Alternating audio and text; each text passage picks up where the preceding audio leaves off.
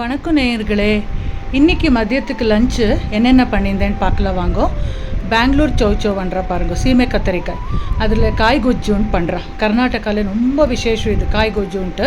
Super taste இருக்கும். சுடு சுட சாதத்துக்கு இதை பிசைஞ்சு சாப்பிட்டா சூப்பராக இருக்கும். இந்த சீமை கத்திரிக்காயை ஒன்று எடுத்துகிட்டு தோல் நீக்கிட்டு பொடி பொடியாக நெருக்கிட்டு அடுப்பில் வேகத்துக்கு வச்சுருக்கேன். இது ஒரு சைடில் வேகட்டும். இன்னொரு பர்னரில் துவரம் பருப்பு போட்டு சாத்தம்து பண்ண போகிறேன். அதுக்கு ஒரு பேன் வச்சுட்டு ஒரு டீஸ்பூன் ஆயில் விட்டுட்டு தாளிப்புக்கு கடுகு, ரெண்டு பச்சை மிளகாவை ஸ்லிட்டு பண்ணி சேர்த்துருக்கேன். ஒரு 1/4 டீஸ்பூன் பெருங்காயத்தூள், 1/4 டீஸ்பூன் மஞ்சத்தூள், ஒரு தக்காளியை பொடியை நெருக்கி சேர்த்துருக்கேன். கொஞ்சம் வதக்கிட்டு சாத்தம் மிளகா பொடியை சேர்க்கணும். நான் இங்கே 2.5 டீஸ்பூன் அளவுக்கு வீட்லேயே செஞ்சுருக்கிற சாத்தம்து பொடி சேர்த்துட்டுருக்கேன். யாருக்கானா வேணும்னா நான் ஆல்ரெடி ஒரு வீடியோவில் போட்டிருக்கேன், அந்த நம்பருக்கு நீங்கள் வாட்ஸ்அப் பண்ணலாம். அப்புறமா தேவைப்படுற உப்பு சேர்த்துட்டு ஒரு 1/4 டீஸ்பூன் அளவுக்கு வெள்ளைத்தூள் சேர்த்துருக்கேன். இப்போது ஒரு ரவுண்டு ஃப்ரை பண்ணிவிட்டு நெல்லிக்காய் சைஸுக்கு புளி நெஞ்சு வச்சுருந்தேன். அதை நல்லா கரைச்சிட்டு ஒரு 1/4 டம்ளர் தண்ணியை ஊற்றிட்டு சூப்பராக புளி தண்ணியை விட்ருக்கேன். இப்போது தக்காளி, புளி தண்ணி, அப்புறம் சாத்தம் மிளகா பொடி எல்லாமே சேர்ந்து கொதிக்கணும். நல்லா கொதி வந்த அப்புறம் நீங்கள் வெந்திருக்கிற பருப்பை சேர்க்கணும். நான் ஆல்ரெடி குக்கரில் சுண்டலுக்காக கொண்டக்கடலை, கருப்பு கொண்டக்கடலை, அப்புறம் துவரம் பருப்பை வேக வச்சு ரெடியாக வச்சுருந்தேன். இப்போது இது கொதி வரணும், அந்த பச்சை வாசனை போகணும். அது கொதிக்கிறதுக்குள்ளே நாங்கள் என்ன பண்ணலாம், இந்த நான் பெங்களூர் சௌச்சோ சொல்லியிருந்தேன் இல்லையா, அதுக்கு ஒரு மசாலாவை ரெடி பண்ணிட்டுருக்கேன்.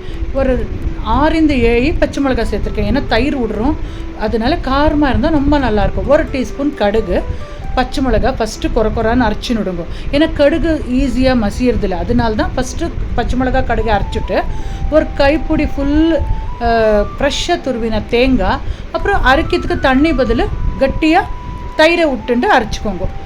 இப்போ அரைச்சி பேஸ்ட் ரெடியாக வச்சுக்கோங்க. அதுக்குள்ளே இங்கே பாருங்கள் சாத்தம்து கொச்சின்ட்டுருக்கு. இப்போ நான் ஆல்ரெடி உங்களுக்கு சொன்னேன் இல்லையா, பருப்பு வேக வச்சுருந்தேன்ட்டு அத்தை 1.5 கரண்டி வெந்திருக்கிற பருப்பை சேர்த்துட்டு தேவைப்படுற உப்பு சேர்த்துட்டு உங்களுக்கு எவ்வளோ வேணுமோ அவ்வளோ சாத்தம் கன்சிஸ்டன்சிக்கு ஜலம் ஊற்றிட்டு கொதிக்க விடுங்க. இப்போ இன்னொரு பர்னரில் நான் சுண்டல் பண்ணிட்டுருக்கேன். அது குக்கரில் வேக வச்சுருந்தேன். ராத்திரியே நெஞ்சு கொண்டக்கடலையே காரத்தில் குக்கரில் பருப்பு கூட வேக வச்சுருந்தேன்.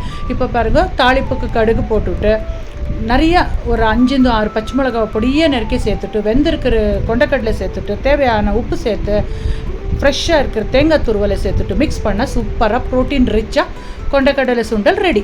அதுக்குள்ளே பாருங்கள் இன்னொரு பர்னரில் நான் வச்சுருந்தேன் இல்லையா பெங்களூர் சௌச்சோவை, அது நல்லா வெந்திருக்கு. தண்ணியெல்லாம் எவாப்ரேட் ஆகி நல்லா வெந்திருக்கு. இப்போது அரைச்சி வச்சுருக்கிற மசாலாவை சேர்த்துட்டு தேவைப்படுற உப்பு சேர்த்துட்டு ஒரு நிமிஷத்துக்கு மிக்ஸ் ஆகி கொதிக்க விடுங்க. ஏன்னா தயிர் விட்டுருக்கிறதுனால பிரிஞ்சு வந்துவிடும், நிறையா கொதிக்கக்கூடாது. அதுக்கு தான் அரைக்கிச்ச கொஞ்சோண்டு தயிர் விட்டுட்டு அரைச்சி சேர்க்கணும். அப்புறம் அடுப்பு ஆஃப் பண்ணிவிட்டு கட்டியாக ஒரு 2 கரண்டி புளிப்பில்லாமல் தயிர் சேர்த்துட்டு ஒரு 1/4 டீஸ்பூன் அளவுக்கு வெள்ளைத்தூள் சேர்த்துக்கோங்க. ஏன்னா வெயில் காலம் சீக்கிரமாக புளி வந்துவிடும், அதுனா வெள்ளைத்தூள் சேர்த்தாக்க புளி வராது. அதனால ஒரு 1/4 டீஸ்பூன்னு வெள்ளைத்தூள் சேர்த்துட்டு மிக்ஸ் பண்ணி சூப்பராக ரெடி பண்ணிவிடுங்க. இப்போ பாருங்க நொறைச்சின்னு வந்தது சாத்தம்து. ஒரு பர்னரில் சாத்தம்து, ஒரு பர்னரில் கொண்டக்கடலை சுண்டல், இன்னொரு பர்னரில் இப்போ நான் சாதத்துக்கு வச்சுட்டுருக்கேன்.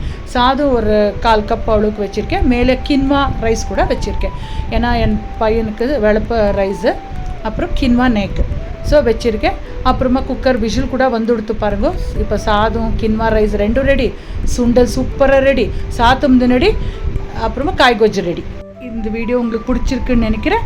நீங்களும் செஞ்சு பாருங்கோ.